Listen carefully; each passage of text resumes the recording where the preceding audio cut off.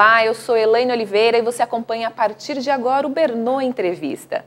Idealizada nas décadas de 30 e 40, a represa Billings é hoje um dos mais importantes reservatórios da Grande São Paulo. Mas o crescimento populacional desordenado e também a falta de tratamento adequado de esgoto trouxeram, infelizmente, poluição em alguns pontos. E para a gente entender um pouco mais, entender melhor o que acontece com a Billings, e a importância também da preservação desse importante reservatório aqui do nosso município, da nossa cidade, recebemos em nossos estúdios o ambientalista Carlos Bocuí. Seja bem-vindo aqui no Bernoulli Entrevista. Muito obrigado pelo convite, é um prazer estar aqui. A gente que agradece a sua participação aqui hoje, né, esclarecer um pouco mais o que acontece realmente com essa represa que é tão importante aqui para São Bernardo do Campo, né, e também para a Grande São Paulo. Primeiramente, já gostaria de saber de você, Carlos, a represa está muito mal cuidada pela população e pelas autoridades? Você enxerga dessa forma? Eu acho que a represa Billings, na verdade, ela não foi priorizada como um reservatório para abastecimento, né? Criada para geração de energia, ela ainda é mantida como um reservatório que oferece água para a usina Henry Borden, na região de Cubatão, e isso faz com que a metodologia de uso da represa não seja adequada para a manutenção da qualidade da água e para a manutenção de um reservatório para abastecimento público, né, que é a grande prioridade de São Paulo hoje. E, além disso, a represa Billings ela é o grande ladrão de São Paulo, na medida que alaga São Paulo, o canal do Pinheiros ele é revertido para Billings e essa água das chuvas é revertida para a vertente oceânica, gera energia também. Então, esse sistema construído de drenar São Paulo para o oceano através da Billings significa o seguinte: a cada chuva, o grande potencial de poluição de São Paulo passa por dentro da represa, né? Então, enquanto não se resolver o conflito de geração de energia e a Billings como esse dreno de São Paulo, nós não vamos ter uma solução de uma Billings limpa para abastecimento humano, né? Por outro lado, é plenamente conhecida a ocupação dos mananciais de forma desregrada pelo mesmo descaso, né? Não só por parte do governo do estado, mas também pelos municípios da região do ABC. Tá, então, na realidade, não só o governo do estado, né, mas também aqui dentro de São Bernardo do Campo, as autoridades, elas deveriam de estar mais presentes, né, no que acontece ali com a represa. Por que isso não acontece? Olha, havia, na década de 90, um programa chamado SOS Mananciais, que era efetivado pela Secretaria de Estado do Meio Ambiente em conjunto com as prefeituras. Ao longo do tempo, esse projeto, que era um projeto interessante de fiscalização integrada, ele foi praticamente desmantelado, né? Então, aquilo que no passado se promoveu para, de forma efetiva, trabalhar a fiscalização dos mananciais foi desaparecendo. Tanto por parte do governo do estado, da vontade política do governo, como do envolvimento com as prefeituras, né? Então, as prefeituras do ABC têm uma atuação forte na Billings, assim, para cobrar o IPTU da ocupação que lá se instalou, não é? Sim. Mas não tem uma fiscalização eficiente para, na verdade, proteger a maior caixa d'água da segunda maior metrópole do planeta, ou da terceira, né? A Billings é a grande caixa d'água que é a sobrevivência da metrópole. Quando houve a crise da água agora, da onde foi tirada a água para fazer esse suplemento excepcional para atender a crise do sistema Cantareira? A Billings fornecendo água para Guarapiranga pelo sistema de transposição, né? Então, na hora que se precisa da água, vai-se a Billings, né? E na hora que politicamente não interessa, se faz vista cega para o processo, né? Precisam da Billings, mas na hora que ela precisa também de ajuda, né, para não despejarem esgoto, né, até mesmo dessas pessoas que constroem suas casas, né, na beira da represa, né, não tem ninguém que possa ajudar, ninguém que faça nada. Isso é um risco, né? É um risco porque, na medida que você não cuida do reservatório, quando você precisa do reservatório, a qualidade da água está comprometida. E aí você tem um grande risco de que, tirando água rapidamente da represa para abastecer outros sistemas de São Paulo, o processo de tratamento nosso de água hoje já é deficitário. Por exemplo, quando você imagina que existe na água muito hormônio feminino, hormônio feminino, ele não é retirado no tratamento. Onde tem esgoto, tem hormônio feminino. Então, algumas substâncias presentes na água hoje, como o grande potencial químico daquilo que nós tomamos de medicamentos, toda a sociedade toma alguma coisa de medicamento, e isso acaba indo para o esgoto. E quando se trata a água, isso não é retirado. Quer dizer, há uma grande carga difusa na água, proveniente não só dos seres humanos, mas também proveniente do ambiente, né? E aí chama-se carga difusa, porque tem 100 mil fontes diferentes. Com certeza. E aí, quando não se cuida de um reservatório, na verdade, fica-se impossível garantir de forma segura a qualidade daquela água ao final do processo. Manancial tem que ser protegido como manancial para abastecimento. Água boa, água de qualidade, água pura. Diante da sua explicação agora em relação a Billings, você acredita, né, ou dá para a gente já imaginar que daqui a um certo tempo ela não poderá mais ser utilizada? Se continuar do jeito que está, se não tomarem providências. A Billings começa pela localização geográfica dela, né? A Billings, na verdade, ela é uma esponja no topo da Serra do Mar, a 800 metros de altitude. A água vem do oceano, a umidade, né, vem soprada pelo oceano, condensa na serra e chove no início do Planalto de Piratininga, que é justamente os campos naturais da Billings. Essa transposição de água, essa bomba natural oceano-planalto, ela está justamente na represa Billings. Quem lembra, quem tem a minha idade, sabe que a neblina ia até o Ipiranga há muitos anos atrás. Hoje a neblina, né, que vem da serra, ela chega até o Riacho Grande, ou até mais ou menos a região da Billings, ou no máximo até um pouquinho até São Bernardo. Então, esse recuo da neblina demonstra exatamente isso, que essa bomba natural ela foi perdendo umidade nas áreas de mananciais. Por quê? Porque foi se desmatando e desmatando e desmatando. Então, você não tendo floresta, essa esponja natural que é a Billings para receber a transposição de água do oceano, se tornou mais frágil. Então, quando a Billings foi construída em 1930, ela tinha 28, 30 metros cúbicos por segundo de média anual. Hoje ela tem 12, quando chega a 12. Então, esse potencial, essa máquina de produzir água para a sociedade, né, para o ambiente, ela se perdeu. Então, isso é um processo que não é desertificação, é desertização. Porque eu tenho um processo de perda de umidade num ecossistema úmido tropical, né? Isso é o maior absurdo. Nós temos chuva em abundância. Então, é importante considerar que, além da poluição, nós temos a perda do reservatório como ecossistema de produzir água, e essa grande caixa d'água, que é a Billings, está cada vez menor. Ela vai perdendo capacidade como uma caixa d'água suja, onde você tem menos capacidade de armazenar água. Era 1,3 bilhão de metros cúbicos, hoje está em 900 milhões de metros cúbicos.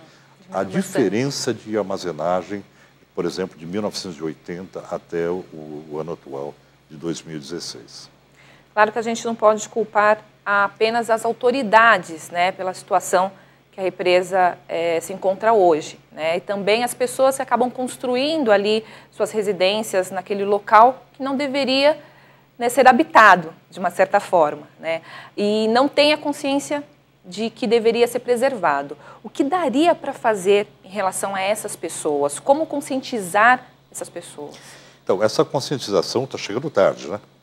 Porque a Lei de Proteção dos Mananciais, que foi trabalhada em 1976, ela delimitava exatamente isso. Pegava as áreas divertentes da Billings e protegia para que você tivesse, através da chuva, toda a água que corresse, uma área que permitisse abastecimento com qualidade para a represa. Só que a implementação real dessa lei não ocorreu, porque não havia fiscalização, e aí acabou acontecendo que grande parte da população foi lá se instalar, e essa instalação de população tomou uma dimensão incontrolável, o que a gente chama de processo de ingovernabilidade, né? Como é que vai se relocar tantas pessoas? Então, a possibilidade de um congelamento dessa ocupação também se tornou difícil, porque existe uma dinâmica de ocupação continuada por um crescimento vegetativo. Você tem ali famílias, né? E onde você tinha uma casa na Billings, hoje você passa por lá, nas margens da represa, é um sobrado, fizeram mais um terceiro piso e às vezes até 4. Verdade. Então há uma verticalização dos mananciais. Isso significa o quê? Mais pessoas ocupando, mais esgoto, mais movimento de carro, de ônibus, graxa, pneu, particulado, veneno de barata, o que você possa imaginar que a humanidade usa, não é? Está presente lá, quando chove vai tudo para dentro da represa. Então, proteger uma represa não é só proteger da ocupação, porque se você tratar esgoto, você pode resolver o problema. Não é isso. É que quando você permite que a cidade cresça sobre os mananciais, a cidade traz todos os elementos químicos que ela apresenta no nosso cotidiano, no nosso dia a dia. Aí é fácil listar: particulado de automóvel, pneu, né, que solta conforme anda, graxa, óleo, veneno de cupim que você coloca, de formiga que você coloca na sua casa, o conhecido 1010. Não é?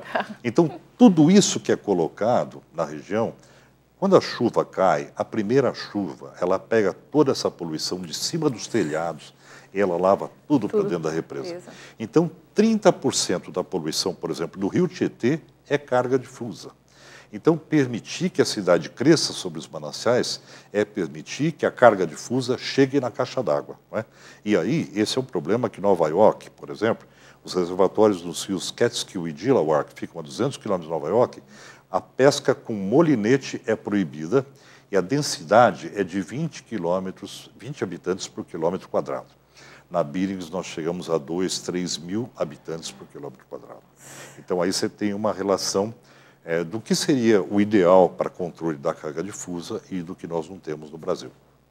De uma certa forma, a canalização desses esgotos, né, ajudaria a preservação? Você canaliza o esgoto, você trata o esgoto da ocupação humana.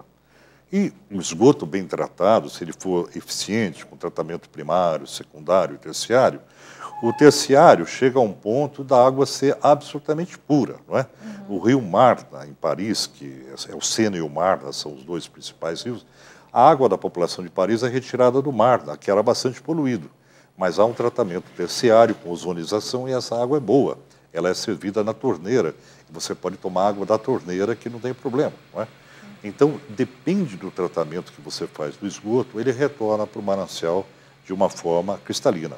Se a gente imaginar toda a evaporação do mundo, vira chuva e volta de novo, né, para os nossos reservatórios. Então, na verdade, há uma reciclagem natural e é possível se fazer isso de forma, eu diria, tecnologicamente adequada. Não é? Mas o importante, nesse caso que nós estamos falando sobre mananciais, é, primeiro, manter o ecossistema como um ecossistema de produção de água. Ele é uma bomba natural, é uma esponja de água. Tem que proteger o manancial. A caixa d'água tem que se manter limpa, como a gente limpa a nossa caixa d'água da nossa casa, não é?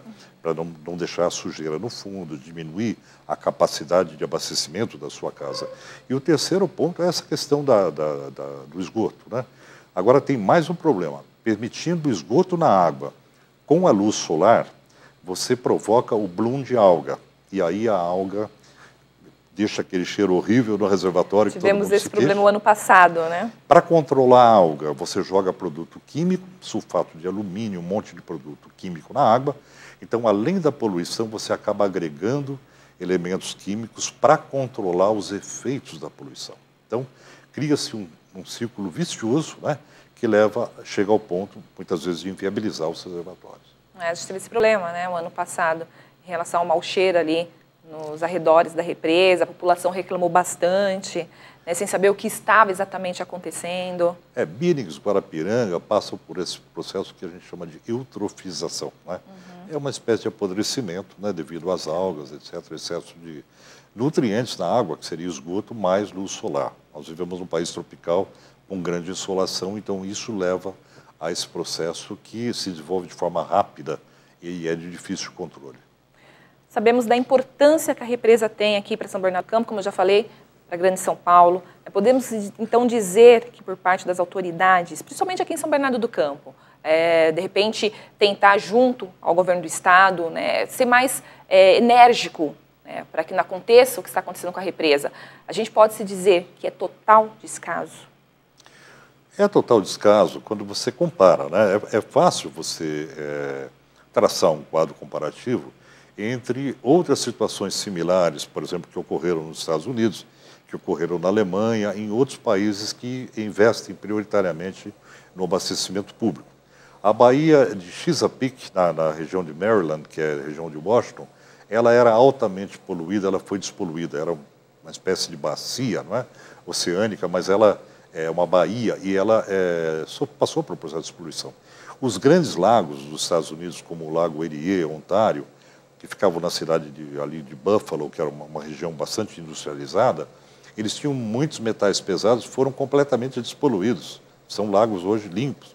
O Rio Reno era muito poluído, ficou limpo. Então, é possível você, priorizando o reservatório, você controlar a ocupação, você descontaminar o reservatório e transformar esse reservatório, Billings, por exemplo, no grande ponto de lazer da região metropolitana de São Paulo, com a sua vocação turística, né? Além disso, despoluir os rios da metrópole significa você criar uma possibilidade de navegação da Billings até o Alto Tietê, porque você criando eclusas do rio Tietê, o rio de planície, né, o rio Tamanduateí também, o rio Pinheiros, você pode ter um sistema de navegação fluvial em todo o entorno da metrópole. Então, essa miopia governamental que não permite transformar São Paulo, a grande São Paulo, numa cidade realmente saudável para se viver, é um absurdo. E a grande priorização é sempre a questão emergencial, o controle da inundação, e não há um investimento efetivo na despoluição das águas da metrópole, né? E nós vamos pagar muito caro por isso no futuro, porque à medida que você não investe, os reservatórios eles vão morrendo, né? Billings, Guarapiranga são sistemas que estão colapsando, como o sistema Cantareira colapsou em praticamente 5 anos. Choveu mais ou menos a mesma coisa, mas a capacidade de absorver água e manter um fluxo firme de água durante o ano, que é a média anual, isso não aconteceu.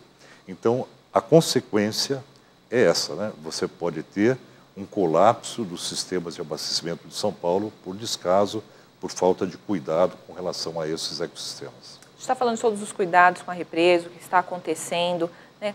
Como que poderia ser revertido tudo isso? Né? Retirando essas famílias, o que poderia ser feito? Eu acho que assim, retirar as famílias é uma situação bastante complicada por conta da densidade populacional que se tornou. Mas é possível um congelamento e desde que se respeite aquilo que está na lei, que é a retirada das populações das áreas de proteção permanente, das APPs. As APPs são áreas fundamentais, é inegociável a ocupação das áreas de proteção permanente, de preservação permanente, exatamente pelo fato de elas receberem esse nome, áreas de preservação permanente. Quando você ocupa a área de preservação permanente, seria a mesma coisa que você permitir que os seus cílios, né, eles tivessem sujeira de forma constante. Então, a mata ciliar, essas matas do entorno necessários a reservatórios, elas são elementos que protegem a água de uma forma muito efetiva. Então, é preciso proteger as áreas de preservação permanente, revegetar o entorno dos reservatórios, procurar os locais de produção de água, as nascentes, revitalizá-las, não é? Revitalizar as nascentes, as áreas de recarga que as nascentes desapareceram, e através desse processo você manter o fluxo contínuo como produção de água. E tratamento de esgoto, que é fundamental, né? E restrição de ocupação, né? Você não pode permitir maior ocupação, maior densidade populacional em área que é de proteção ambiental, né? Qualquer lugar que é área de proteção ambiental, você tem que ter uma noção da capacidade de carga, da capacidade de suporte dos ecossistemas de produção, e isso tem que ser respeitado. Os munícipes aqui de São Bernardo do Campo acabam muitas vezes, né, nos finais de semana, sábado, domingo, né, indo ali para a prainha do Riacho Grande, Parque Estoril, né, que são áreas de lazer aqui do município, né, e as pessoas gostam bastante. A represa, ela cumpre bem esse papel como área de lazer?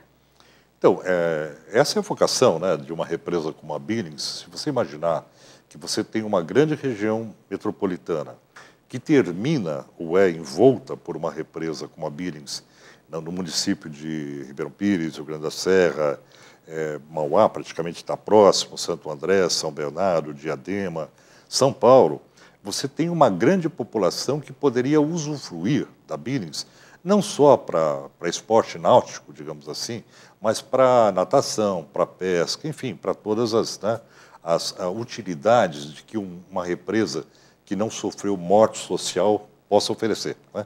Porque se você vai poluindo, ela vai desaparecendo, ela sofre morte social, quer dizer, ela pode contribuir muito pouco para essa necessidade da sociedade de lazer, de turismo, etc. Eu vejo esse potencial da Billings de uma forma muito clara, né? Eu sempre enxerguei a Billings um grande potencial, inclusive na questão da Mata Atlântica, né, da presença das matas. A Billings, de um lado, ela dá para a cidade, do outro lado, ela dá para o Parque Estadual da Serra do Mar. Então, esse grande atrativo de você estar praticamente dentro de uma área de floresta tropical, com grande biodiversidade, né, grandes espécies de pássaros, é uma área muito agradável. Então, isso realmente poderia ser, assim, uma fonte de lazer inesgotável para a região do ABC, com muitos investimentos, né, também em estrutura para lazer, para turismo. Mas, infelizmente, isso não acontece. E por que não acontece? Exatamente porque se mantém o reservatório num estado sem perspectiva de recuperação efetiva. Se você sinalizar que o reservatório vai ser realmente despoluído, que você vai ter um investimento para reservatório como abastecimento público, certamente viriam outros investimentos em ecoturismo, não é? Que seriam adequados eu diria, adaptáveis a essa realidade de proteção ambiental. Então, a falta de sinalização do governo, a falta de uma postura pró-sustentabilidade para Billings pelos governos municipais e estadual impedem a iniciativa de se priorizar o reservatório também para lazer e turismo. Existe algum risco para quem usufrui das águas ali da Billings, como área de lazer? Olha, a questão da balneabilidade, ela tem que ser vista durante todo o ano, né? Você tem que ter um monitoramento eficiente do reservatório para saber se essas praias que você se referiu, né, como a prainha do Riacho Grande, o Parque Estoril, eles têm boa condição de balneabilidade, né? Isso tem que ser feito pela agência responsável de controle e tem que sinalizar para a população isso. Olha, a água está boa para você tomar banho, você pode entrar na represa. E isso é caso a caso, depende do período de ano. Em determinados períodos do ano, por exemplo, quando não chove, o reservatório ele concentra grande poluição. Então, eu diria que não é muito aconselhável você se banhar na represa, porque você vai ter muito esgoto concentrado. Mas no período que tem mais chuva, a represa ela tem uma condição melhor. Então, a condição de balneabilidade é uma condição essencial para você manter esse turismo saudável para o reservatório. Muitas vezes, quando a gente fala em relação a como a população poderia contribuir ainda mais, né, com a preservação da represa, né, muitos munícipes acham que, por exemplo, eu moro num local afastado, né, da represa, eu não tenho como contribuir, eu já faço o máximo por ela, no seu pessoal que mora mais próximo. Não é bem assim que funciona. Acho que todo mundo, de repente, pode contribuir. Assim, quem mora afastado, na verdade, não está tão afastado assim, porque vira e mexe a água da sua caixa d'água vem da Billings, né? A água que ele toma todos os dias. Então, essa necessidade de proteção do seu manancial é a consciência do cidadão que a água não é fabricada na torneira, ela vem de um determinado reservatório e esse reservatório tem que ser protegido, né? Se você não proteger, o tratamento ele vai ser sempre deficitário, ele nunca vai garantir efetivamente que aquela água é boa, né? Principalmente nessa condição que nós estamos falando aqui, não é? Tá. Eu poderia dizer que, por exemplo, no Rio Mar, em Paris, aquela água com tratamento terciário é uma água inquestionável, não é? E é monitorada. Agora, o nosso sistema aqui não dá conta. Por exemplo, quando foi licenciado o sistema do Taquacetuba, da ligação da Billings com a Guarapiranga, para fornecer água para a Zona Sul de São Paulo, as medidas condicionantes colocadas no licenciamento não foram cumpridas. Então, aquilo que o licenciamento ambiental determinou, até hoje não foi cumprido. Isso significa que as salvaguardas necessárias para a qualidade da água não estão aí presentes, não é? Então, é muito importante levar em consideração que o papel do cidadão é sempre cobrar essa postura do poder público no sentido de proteger a água. Ele vai estar protegendo não só a si mesmo, a sua cidade, a geração de emprego, a produção de alimento, a qualidade de vida para a sociedade. E a tendência, infelizmente, é que à medida que você degrada essa situação de geração de emprego, de alimentos, ela vai se complicando pela falta da água em determinadas regiões, que levam à evasão de empresas, né, à perda de empregos. Então, esse ano, inclusive, é o ano que as Nações Unidas fazem uma relação entre o Dia Mundial da Água e o emprego, né? Dizendo claramente que se você não tiver boa qualidade da água e água em quantidade suficiente, você não tem geração de emprego, você não tem qualidade de vida. Carlos Bocuí, ambientalista, como é para você ver a situação da represa hoje, né, como ela se encontra? Eu vejo com muita tristeza, né, porque há muitos anos se reivindica uma melhoria e essa melhoria não ocorre. Eu conheço reservatórios muito limpos. No estado de São Paulo, por exemplo, você tem um reservatório como Represa Jurumirim, no interior do Rio Paranapanema, limpo. Você tem o final do Tietê já depurado, limpo, questionando-se alguns elementos químicos, mas, de certa forma, você tem essas visões no estado de São Paulo do que seriam grandes reservatórios com possibilidade de turismo, de lazer e de fornecer água boa para a população. E você vê onde tem mais demanda por água, onde vai ter mais necessidade de lazer, de turismo, um reservatório abandonado, né? Abandonado por um erro histórico, que é o erro da metodologia da geração de energia e de se permitir que a drenagem das inundações de São Paulo sejam feitas pela represa Billings, né? Eu diria que a forma como os governos se comportam com a represa Billings é uma forma criminosa e que, no futuro, as consequências disso podem ser muito duras. Uma delas é a perda desse grande reservatório como caixa d'água, porque chega um ponto que você não consegue investir para despoluir. O custo da despoluição é muito elevado, né? Então, é importante que essas iniciativas elas sejam implementadas gradualmente, com uma política de uso e ocupação do solo, sistemas de drenagem para São Paulo. É um projeto macro, é um projeto de sustentabilidade metropolitana que tem que acontecer, né? Então, a minha perspectiva eu tenho um sentimento de abandono com a metrópole quando eu vejo que não há planejamento para a sustentabilidade. E quando eu tenho consciência de que as mudanças climáticas, elas tornam esse quadro pior a cada ano, porque você tem um enlouquecimento do regime hídrico, não é? Chove com muita concentração, depois seguido de veranico, nós sabemos que a instabilidade da movimentação, da umidade que faz a chuva, ela tende a piorar, não é? Então, o governo não toma a medida na hora certa. E quando ele tomar no futuro, talvez seja um momento tardio para você conseguir proteger esses reservatórios, né? Então, é preciso, no momento, cobrar com muita firmeza a proteção da água no Brasil e principalmente na região metropolitana de São Paulo. E o nó da região metropolitana de São Paulo, sem dúvida, é a represa Billings. É aquela situação mal resolvida, não só pelo governo do Estado, mas também pelos governos municipais. Ainda existe uma pontinha de esperança? Claro, chama-se planejamento e visão de sustentabilidade. Se houvesse cultura política ambiental para implementar isso, nós teríamos com certeza essa priorização. Mas o que a gente constata, ao lado da poluição, é a inculturação que hoje vigora no nosso meio político. Na realidade, o nosso Bernô Entrevistas de hoje foi um recado aqui para as autoridades em tentar fazer algo pela represa, que é tão importante para o nosso município, enquanto ainda existe tempo. Quero agradecer a sua participação hoje no Bernô Entrevista. Foi muito importante esclarecer esses pontos para a gente. Muito obrigado. Um prazer, estou sempre à disposição. E nós vamos ficando por aqui e o Bernô Entrevista volta na segunda-feira. Até lá.